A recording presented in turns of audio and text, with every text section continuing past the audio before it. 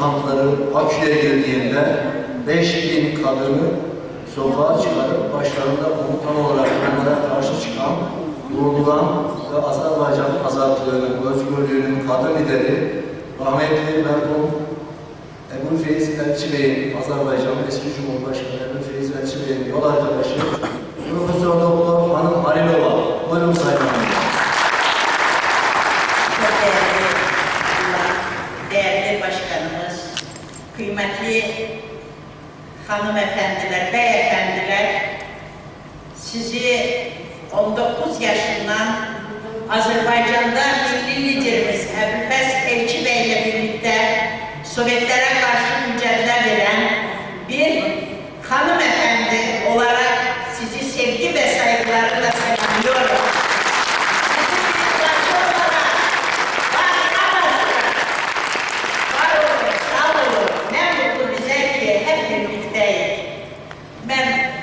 Konuşmamdan önce Büyük Önderimiz Mustafa Kemal Atatürk'ün ruhu karşısında baş eğelim.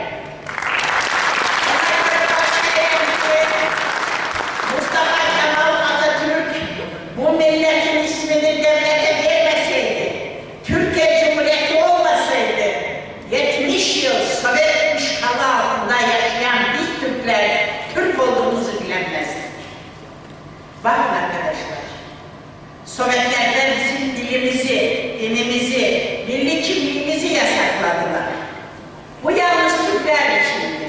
Bunu ne Ermeniye yaptılar, ne Gürcü'ye yaptılar, ne Ruslara yaptılar. Din herkese yasaklıydı. Ama neredeyse bize Müslüman diyebilirler. Niye? Bizi parçalamak için. Alevi, Sünni sizde, bizde Şii, Sünni. Aslında baksak, kimdir bu Alevi Sünni ya Şiye Sünni? Şiye de Türktür, Sünni de Türktür. İkisinin de dini İslam dinidir. Bunu parçalamak için bize yaptılar. Rus çarı, Deli Petro, onun bir vasiyeti vardı. Türkleri dışarıdan vuranlar, dışarıdan vuramayan Türkleri biz içeriden parçalayacağız, birbirine vurduracağız. Onların amaçları buydu. Bu nedenle bu işler yapılmaktadır. Bugün de Türkiye'miz adıyla yıllarca Azerbaycan'da bir Şii kızını Sünni erkeğe vermezdi. Sanki bir düşmanlıktı.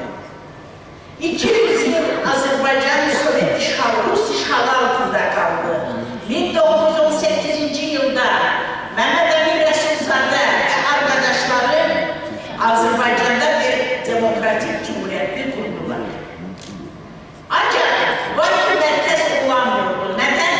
Çünkü Bakü Rus ve Ermeni işgali altındaydı. Bu nedenle Osmanlı'ya müracaat ettiler ki bize destek ver.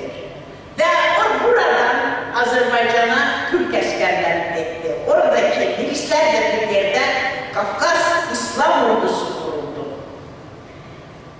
Gence gelende İslamlar eğilir, insanlar Türkleri öpüyor, kucaklıyor. Allah'ım çok sağ ol. Defalı Türkmen'e gönderdin. Ve 1918. yıl o zaman bu şeyleri söyleyen insanlar Ahmet Cevat bizim şairimiz vardı. Allah rahmet eylesin, sonra Ruslarını öldürdü. Bunu yazdı. Selam Türk'ün bayramına. Çırpının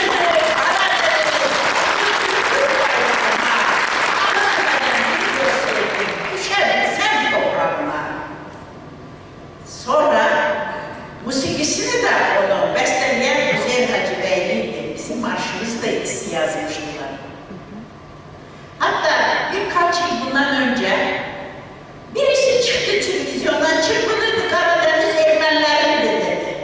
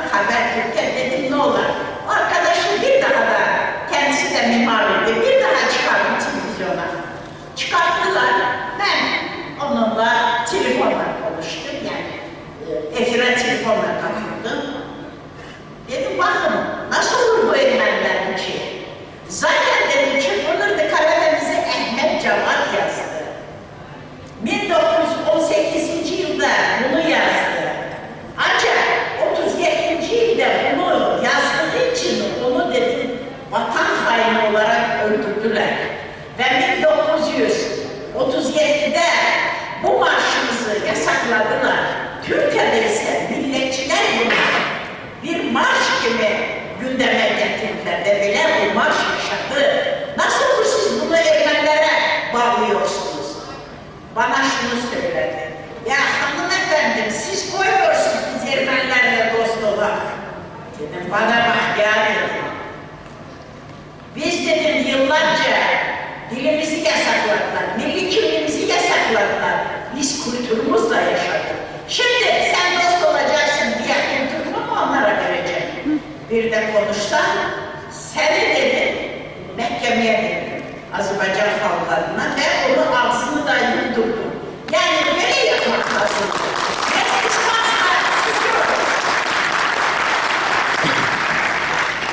Ve 1918'de Kafkas İslam ordusu geldiğinde insanlar kucakladı, bağrına bastı ve Kafkas İslam ordusu Bakü'nü Ermeni ve Rus işgalından kurtardı. Ancak bizim hükümetimiz 20 yıl, 23 ay yaşadı. Ruslar bir daha bizi işgal etti. Sovyet Sosyalist Cumhuriyeti kurdu. Bizim 3 renkli bayrağımız var idi. Yukarısı mavi tüplüğümüz, ortası kırmızı bizim muhasebemiz ve 3. yeşil bizim dinimiz, İslam dini. Mehmet Emin Reşizade o bayrağı kendi eliyle aşağı indirdi ve bu sözleri dedi. Bir kere yükselen bayrak bir daha inmez. Ancak o bayrağı yükseltmek için milletimiz 70 yıl mücadele etti. Kolay değil bayrağı indirip ve yükseltmeye. 1970. yıllarda biz Elçi Bey'le çok gençtik. 19 yaşından mücadele başladım. Elçi Bey'le birlikte Sovyetlere karşı gizli toplantılar yapıyorduk. Gizli teşkilatlama yapıyorduk. 1975'te bizi tutukladılar. Ne dediler bize? Pan-Turanist, Pan-İslamist. Biz diyorduk, biz Türk'ü. Azerbaycan coğrafi isimdi. Pan-Turanist dediler bize. Biz diyorduk ki bizim dinimiz var, İslam dini. Biz Yahudi değiliz. Bize Pan-İslamist dediler. Ama buna rağmen mücadele verdik. Ben evden çıktığımda açık size söylüyorum. Mesela çocuklarla, evdekilerle halallaşırdım ki geri dönmeyeceğim. Niye? 1953. yıla kadar insanlarımızı sürgün ettiler, aydınlarımızı öldürdüler. Vatan haini gibi. Stalin, Allah onun cezasını versin, gör ve gör olsun. 53'te öğlenden sonra biraz yumuşaldı. Nasıl yumuşaldı? Vatan haini sürgün olmadı. Ne yaptılar bize?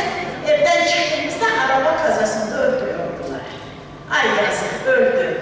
Yani biz kefeni boynumuza bağladık. Vatan için ölüm lazımsa ölme hazırıydık ve bugün de hazır.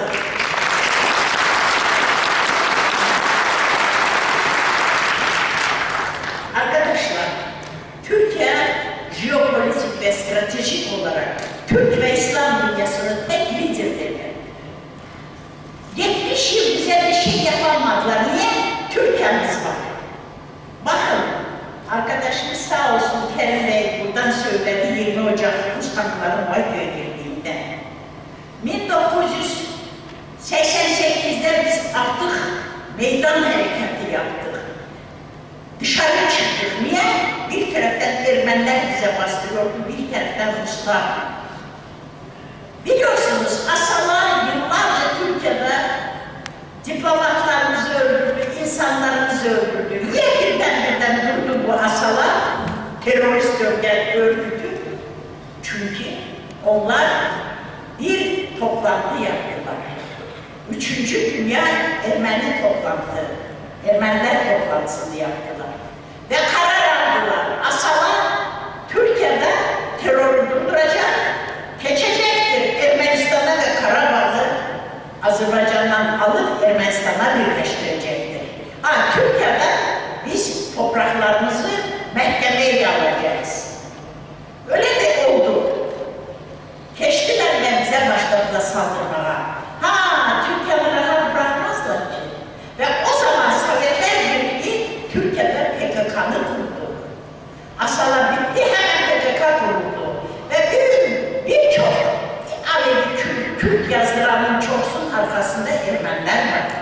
Birçok Ermeni sürgün güve buradan gönderilen bunların çoğusu da PKK'nın kurdu. Yusuf Halacoğlu'nun bir açıklamaları var. Onu da bakabilirsiniz. Yani biz gördük ki yani mümkün değil bu Sovyetlerde hem petrol vereceksin hem paranı ama Ermenilere destek veriyorlar. Ona göre biz meydan harekatına başladık. O zaman ben kadın harekatının lideriydim. Bu nedenle Ruslar 1990. yılda 20 Ocak'ta bize tankları gönderdiler.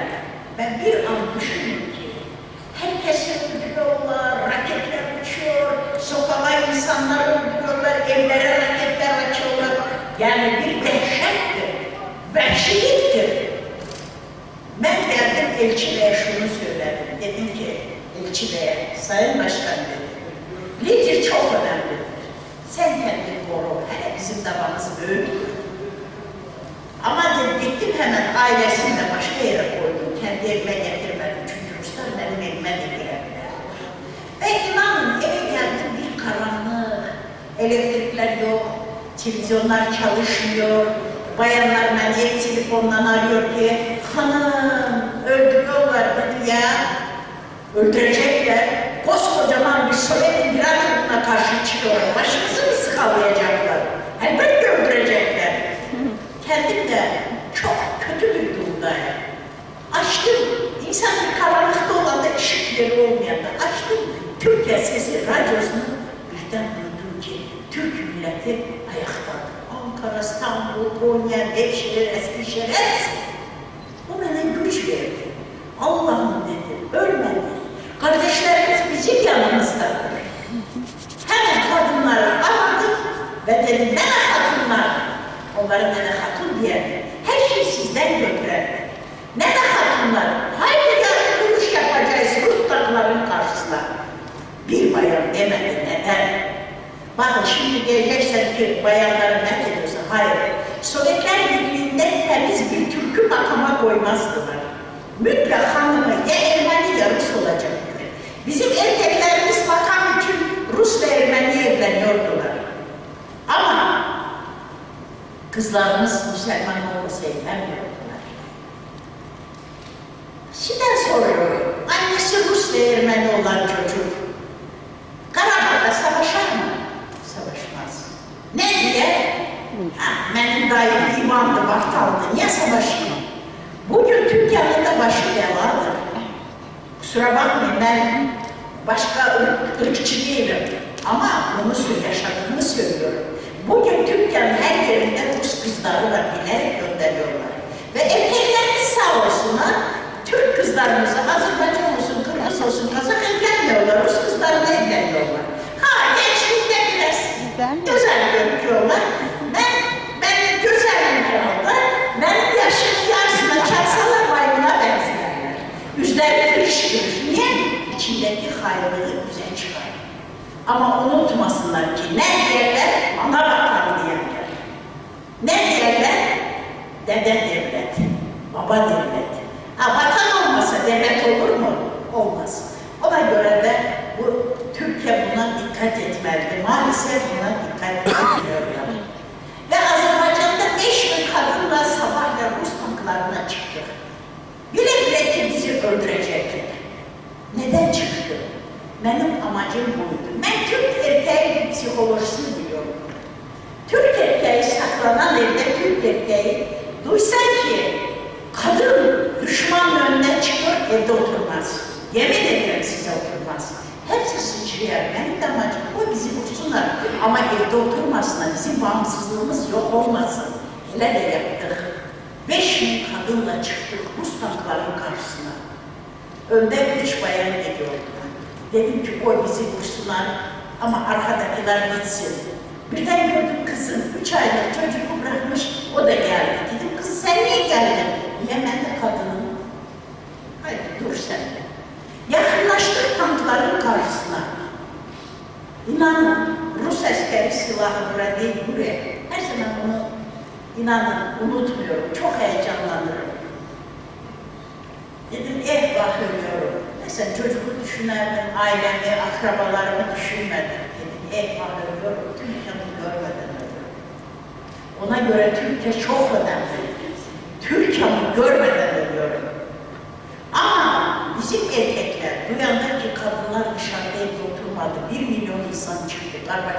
korktu. Dedi, dokunmayın kadınlara. Bizi vurmadılar. Ben çıktım tankın üzerine dedim, haydi gelin! Ve yürüyüş yaptık. Bu kazandık, Rusları kovduk. Böyle bir mücadele verdik arkadaşlar. Kolay değil özgürlük. Kolay değil devleti korumak. Kolay değil milli kimliği korumak. Bunların hepsi çok önemlidir. Çok. Ve akşam Elçi Bey bana dedi ki, hanım dedi, sen çıktın mı gene? Dedim çıktı. İyi yaptın. Dedi ki, sen o şehitleri, yüzlerce şehit verdin. Şehitleri dedi, bizim Kirov Parkı var idi, Eğlence Parkı. Oraya toprağa verin. Ben sormadım neden, çünkü telefonlar dinlendir. Dedim tamam. Ama Ruslar bizim o zamanki Komünist Partisi'nin başkanı izin vermiyordu. Niye? Çünkü bir şehitlik yapanı olursa bu tarihte kalır. Ruslar bize göre bunu yaptılar. Buna rağmen gece kadınlar kazıdı, sabahlar erkekler, 1 milyon insan geldi. Kadınlar burada, erkekler kazıdı mezarları. Sabahlar 1 milyon insan şehitleri getirdi sırtında. Ben o Elçi Bey'den bir şey sordum. Elçi Bey sordu, niye sen bunu yaptın, niye oranı istedin dedi, hanım dedi. 1918. yılda bizi kurtaran Türk kardeşlerimiz Kafkas İslam Ordusu'nun 300'e yakın şehit verdiler. Ve onları biz orada toprağa bunlar verdiler. Hemen Azerbaycan halkı dedi ki, Türkler bizim canımızdı, başımızın tacıydı. Daha üstü yerde toprağa verek ki ömür boyu başımızın tacı olsun. 1920. yılda bizi Ruslar işgal edende bakın ne kadar bize düşmandılar. Oranı park yaptılar. İsmini de Rus Generalı Kirov'un ismini anıt da koydular, Kirov'un anıtını. Niye? Türk mezarlığın üstünde 70 yıl bizim çocuklarımız eğlence yaptı. Bilmiyorum ki onu kurtaran Türk askerleri var orada. Ama biz burada şu anda Bakır desek bir taraftan şehitlik, bir taraftan da Kafkas İslam Ordusu'nda şehit olan Türk askerlerimizde onu biz yaptık. Sonradan da Elçi Bey Cumhurbaşkanı adayıydı, kovduk hepsini. Çok uzun meselelerde oturmadık. Ve Elçi Bey Cumhurbaşkanı olanda beni hemen çağırdı. Dedi hanım, unutma, Temiz Türk'ü burada fazla olmazlar. Yani bir yıldan fazla burada tutmazlar. Ona göre ele yapacağız, bu bayrağımız ucu olsun, dedim baş üstüne. Biz ele mücadele ettik. Bana Devlet Bakanlığı, Başbakan teklif etti, ben kabul etmedim. Neden? Çünkü o zaman Ermeniler bize saldırır. Bizim de ordumuz yok muydu? Sovyet ordusu zaten Kocaeli soykırımı yapıldı. Binlerce insanımızı öldürdüler. Kim yaptı? Hem Ruslar hem Ermeniler. Bu nedenle ben orada kadın tavrı kurdum. Ve Ermenilere karşı komutan olup savaştım. Lazımsa Türk kadını güzel bir hanımdır. Lazımsa annedir. Lazımsa komutan olur. Savaşır düşmana karşı. Bu tarihimizde var. Ne de hatunlarımız da var.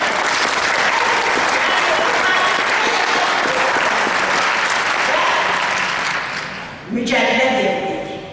Ben de size söylüyorum. Kim ya Ermeniler? Bir avuç Ermeniler Ermenistan'da.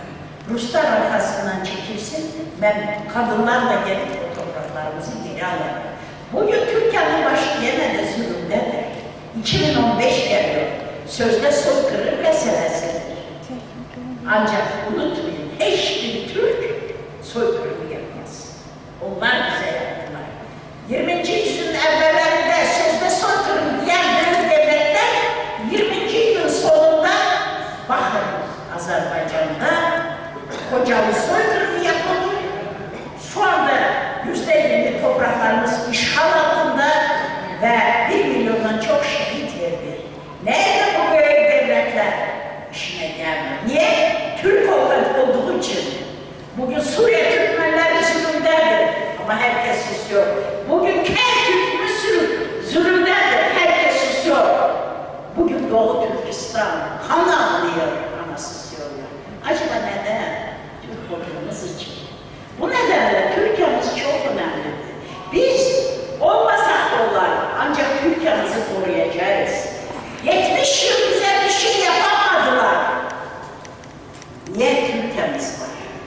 1974'te elçi beyle biz gizli radyolaştık Türkiye sesini duyanda ki Kıbrıs'a Türk ordusu biz birbirimize sarıldık, ağladık. Elçi bey bizi unutma hanım. Türkiye kardeşlerini kurtarma zaman gelecek, bizi kurtaracak. Bu nedenle Türkiye'miz jeopolitik ve stratejik olarak Türk ve İslam dünyasını tekniz ederler. Bize bir şey yapamadan Türkiye'miz var. Şimdi Türkiye'mizi her yerden bastıracaklar. Onu göz bebeğimiz gibi korumalıyız. Unutmayın. Geçmişi unutan milletin geleceği olmaz. Ha bugün resmi yaşayabilir ama geleceğimiz olmayabilir. Bu nedenle aziz Türkiye'mizi koruyacağız. Ben elçi bey vefat etmeden önce benden bir şey diyeceğim. Dedi ki hanım, biz Türkler savaşarlar ama tarihimizi yazmarlar. Tarihimizi başkaları yazar, yanlış yazar. Bu nedenle sen o mücadeleleri bir kitap olarak yazdın. Ben de onu yazdım. Böyle bir kitap yazdım. Abülfes Elçi Bey'le bağımsızlığa giden yol. Bu kitabımı yazdım ve orada da satışta vardı. Kim ister alsın imzalarım. Bu kitabımı ben istiyorum Sayın Şakir Bey'e de dedim. Burada bir son yazıyorum. Oturmuyor. Bu kitabı sizin adınızdan da Şakir Bey'e vereceğim. Çok teşekkür ediyorum ki doğrudan da bu güzel bir toplantı yaptı. Keşke salon dolu olsaydı.